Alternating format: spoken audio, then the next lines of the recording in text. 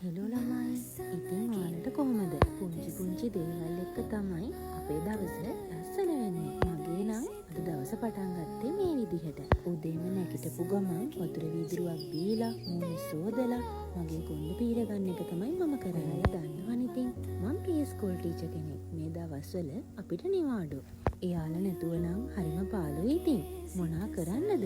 උදේ නැගිටට පස්සේ දෙවෙනි රාජකාරිය තමයි බුදුසාදුටයි ගණදෙවියන්ටයි යශෝදරා තෙරණියටයි පහන තියන එක. පස්සේ සුපුරුදු පරිදි මගේ තේක බොනවා. හයි ළමයි. ඉතින් මං අම්මා එක්ක පොඩි රවුමක් යන්නයි හදන්නේ. ඔයාලත් කම්මැලිකමේ නේද ගෙදර ඉන්නේ? එන්න මාත් එක්ක රවුමක් ගිහින් එන්න යමු. අද මගේ අවුට්ෆිට් එක මේක.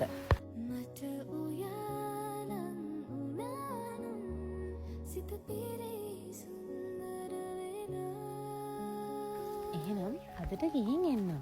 පුංචි මිනි vlog එක මෙතනින් ඉවරයි. තවත් ලස්සන වීඩියෝ එකක් අරගෙන ආයෙත් එනකම් මාව follow කරලා තියාගන්න කියලා ආදරෙන් ඔයාලගෙන් ඉල්ලනවා.